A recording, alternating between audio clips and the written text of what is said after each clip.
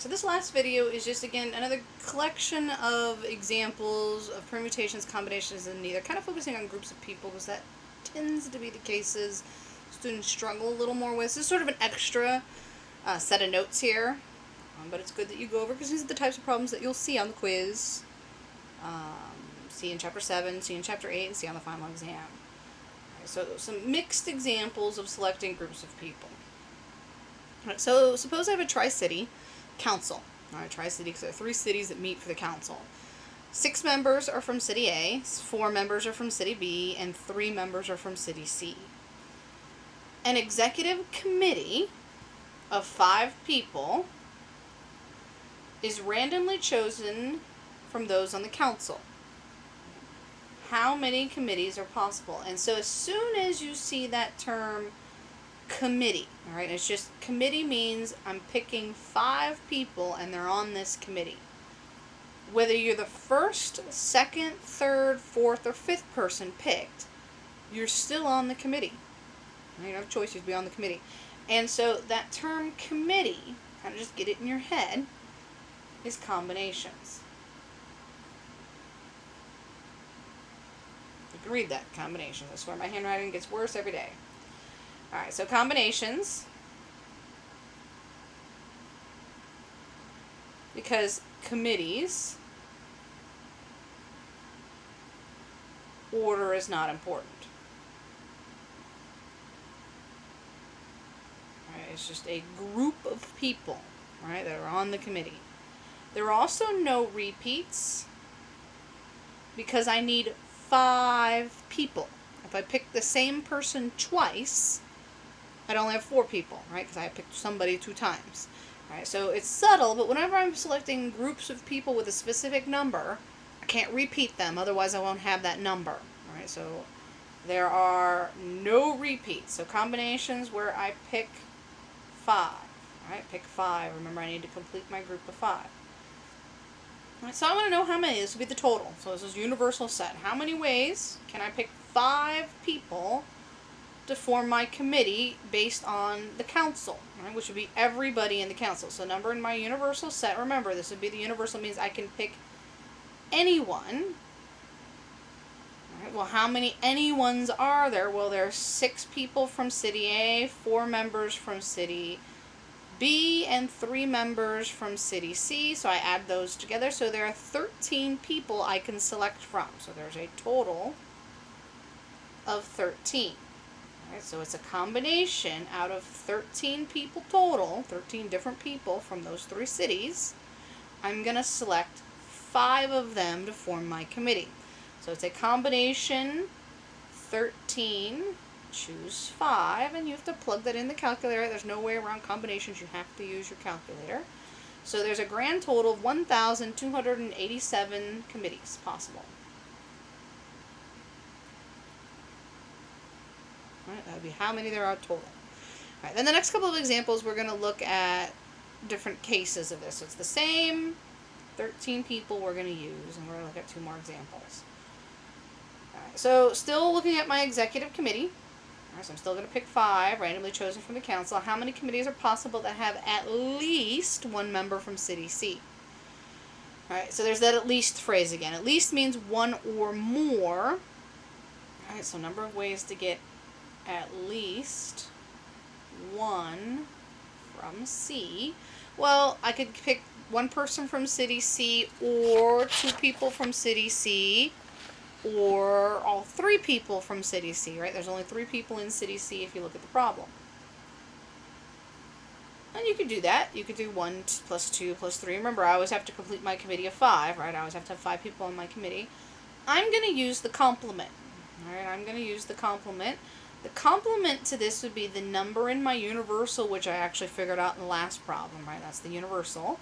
Minus the cases I don't want. Well, if I want 1 person from City C, at least 1, the only case I don't want is a committee with no one from City C. So that's the case I'm going to throw out. So I need to figure out the number of ways to get no one from C. Right? And that's the only outcome I need to throw away. Everybody else should be somebody that has at least one person from City C. It might have two, might have three, but there's at least one, because I throw out all the cases where no one from City C was on the council. Right, well, I already know the universal set. That was the one I found here. So there's a total of 1,280. So I already figured out this number in my universal. All I have to do is figure out the second part of this. Right? How many people are there not? If you didn't have that from before, I'm going to set it up in case this was just the question that was asked. So first thing I would do would be my universal, which was the last problem. Combination out of all of my people, how many ways are there to pick 5? Well, there were 13 people and I'm choosing 5. That would be the universal. Minus the case I don't want, which is if I pick a committee with nobody from City C. Alright, so I only pick from A and B. Alright, so it'd be combination. I'm picking 5 people from A or B. Alright, so I want to pick either the 6 members from City A or the 4 members from City B, so there are 10 people I have to choose from. Alright, if I'm only picking from A and B, I have 10 people to choose from. And so combination 10 choose 5 are all of the committees without people from City C, right? Because I left them out. And you type them in the calculator. Again, we already did this one before. That was my 1,287 different groups total. Throw away the ones that contain people from only City A and City B, right? Nobody from City C. If you do combination 10 choose 5, that comes out to 252 groups with nobody from City C. Throw those away, I don't want them. So once I subtract those out, I'm left with 1,035 committees. And on those 1,035 committees, I have at least one person from City C. Some of them have 2, some of them have 3, but there's at least one person on the committee that came from City C. Alright, so 1,385 of my total. Alright, next example. Alright, 3 people were randomly chosen from those in the council, so same council, and I'm still picking 3 people. No, I'm not picking 3, I'm picking 3, not 5. But this time, we're going to pick people from the council to fill the positions of president, vice president, and treasurer. How many ways can this be done? And so this is a different problem. So I'm going to pick 3 from the total. There were a total of 13 people. And I'm going to fill 3 positions, president, secretary, and treasurer. And so this time, unlike the committee where order didn't matter, president's the first spot, vice president's the second spot, and treasurer's third. So now there's a rank to it, right? President is different than vice president, and that's different than treasurer. They have a different distinguishing factors. They'd have different responsibilities. So unlike the committee where it didn't matter and there was no rank, this time there is a rank, right? So order matters. Because there's a rank to the people on the group. Right? I'm picking 3 people, but I'm ranking them president, vice president, and treasurer. There's a different value placed on president than vice president than treasurer. There's still no repeats because I want 3 people. If I repeat people, I won't get 3 people. Right? So this is a permutation.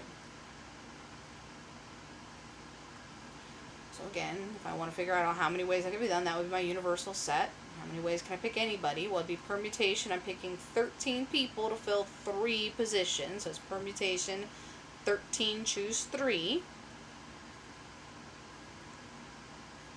Which if you plug that into the calculator, that comes out 1,716 different ways to fill out the positions president, vice president, or treasurer. There is an alternative to this.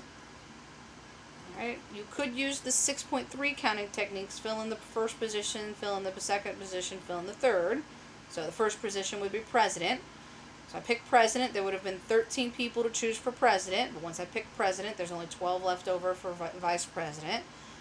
Picked vice president, which means there would have only been 11 people left over to fill the treasurer position. And if I multiply those out, it should come to the same value as my permutation formula.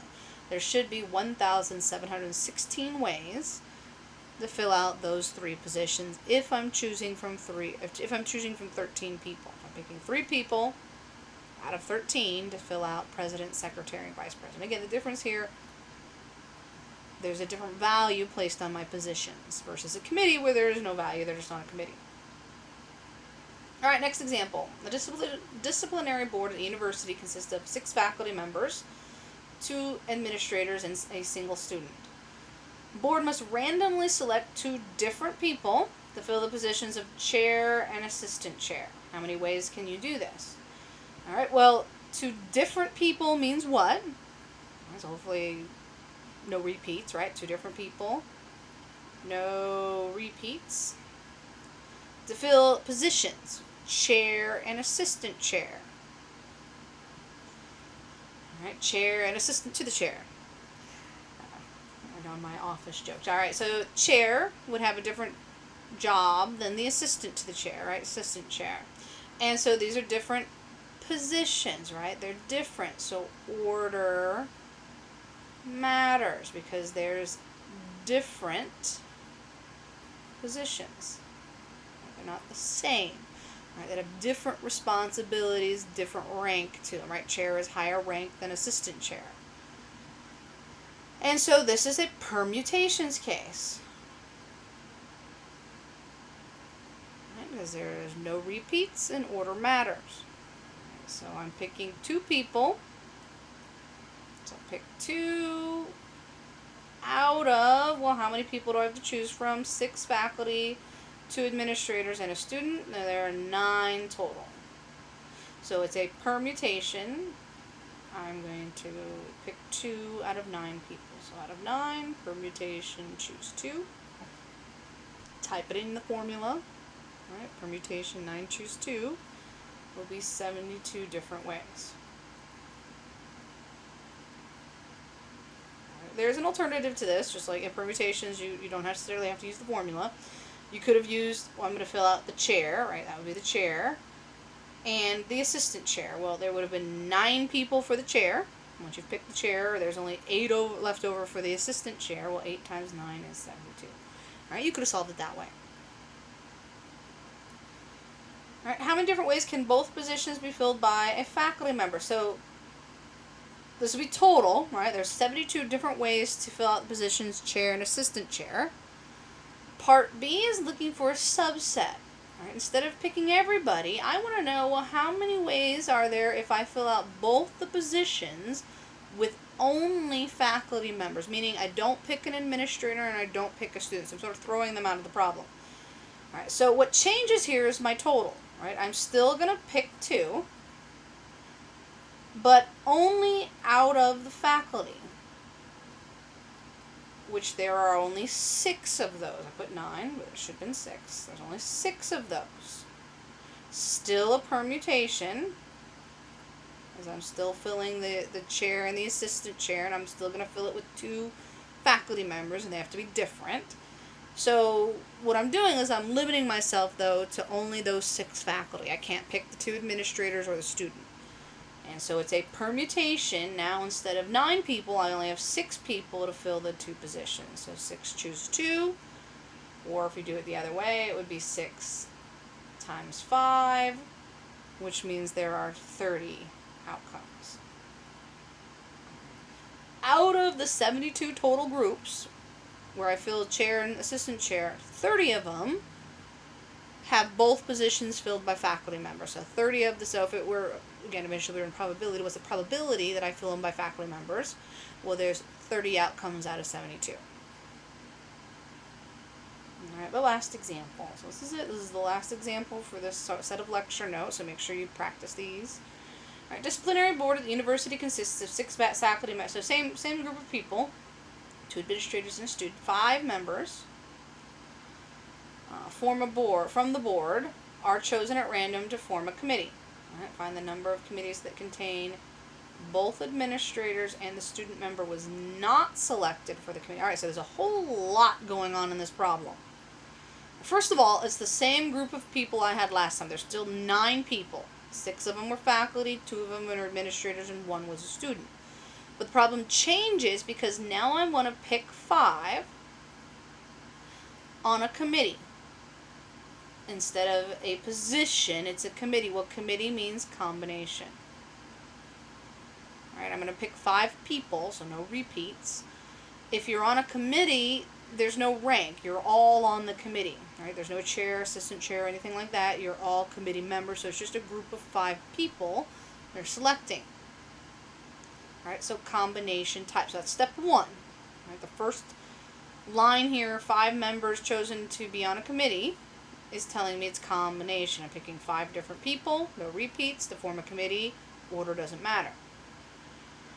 The second part is how I want my committee filled out. So I'm not looking for all possible committees. I want a specific committee where I'm picking both of the administrators and not the solution. And I've got to keep in mind, I need 5 people on my committee. Alright, so I want to figure out the number of ways to pick 2 administrators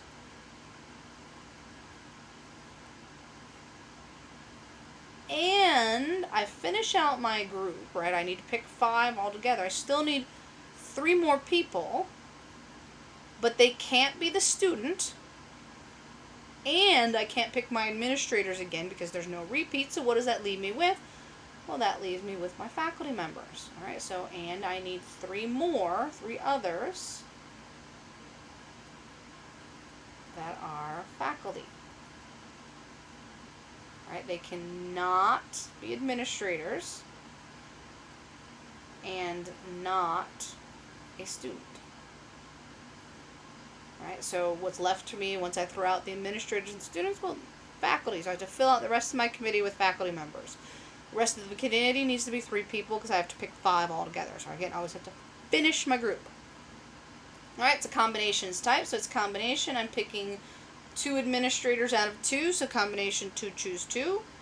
And I will need 3 more that can't be the student, so they come from the faculty, so I need 3 of the 6 faculty members. Alright, so combination 2, choose 2.